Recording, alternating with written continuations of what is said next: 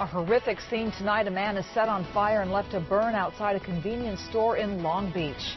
I'm Michelle Tuzzi. I'm Mark Brown. Eyewitness News reporter Q McCrae is live outside that 7-Eleven in Long Beach with the latest on the man who was set on fire. Q. Mark, let me start off by giving you a live look at the scene here in Long Beach. You'll notice a hazmat crew. They're about to move out of the way, but they just finished spray washing this parking lot. I had a long conversation with Long Beach PD. They told me that this is a random act of violence. The suspect and victim did not know each other. They say that the victim was simply in his vehicle with the window down when he was attacked. But I also spoke to some witnesses, 2 of them. They gave me a more detailed account of the crime. An SUV torched, its owner burned. Witnesses say for saying no to this panhandler. Jay Beeler snapped this shot of the suspect and recorded this footage. I went around the corner to the left, and you have a gentleman who's there with severe burns to his chest. Officers were dispatched to a car on fire right here at the 7-Eleven. That's what they originally thought that they were coming to. But when they arrived, they found that there was a man who had actually been on fire. According to Long Beach police, it was 5:15 this afternoon when the victim pulled up to this 7-Eleven. Witnesses told us this transient asked the 63-year-old driver for change.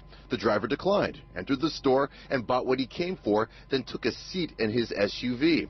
That's when they say the suspect torched the victim, his SUV, and this Nissan Altima next to him. It's a horrific crime to think that somebody's really no motive, just sitting there minding their own business, and then all of a sudden be lit on fire. Investigators haven't named the suspect yet, but he was arrested nearby. Neighbors know him well. I just know that I saw him every day, and when I went to work, and he never asked for money, but he was just such a nice guy, and I can't believe what happened. I didn't really see it in the guy, but I don't know, I guess he had a bad day or something.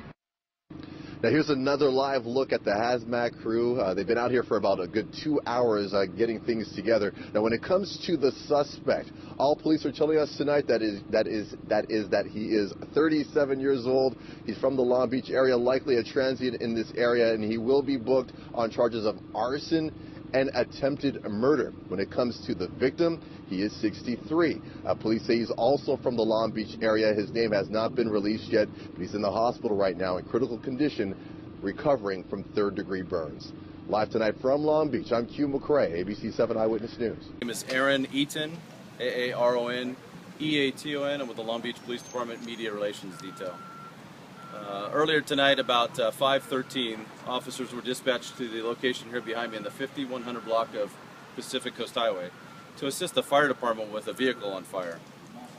As the officers got on scene, they discovered that there was a man who had actually been injured by fire.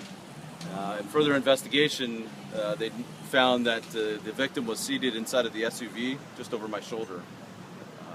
When the suspect walked up to him, threw a flammable liquid inside of the vehicle, caught the victim on fire. The suspect fled. The victim then got out of the vehicle and at some point was put out and was then transported to a local hospital. He's in critical condition at this point, and we will continue to get updates as we can from the hospital. The suspect was then found at a nearby location, taken into custody. Right now all I know is that the suspect is a male adult, and I will be able to get more information as the investigation continues. I'll take a few questions right now, and then maybe we can come back in a little bit to try to get some more. Did the suspect say anything to the person in the car before whatever was found? No, in fact, there's no information that they had a relationship, and there was no incident prior to this this crime. So right now it just looks like it just is kind of a random act.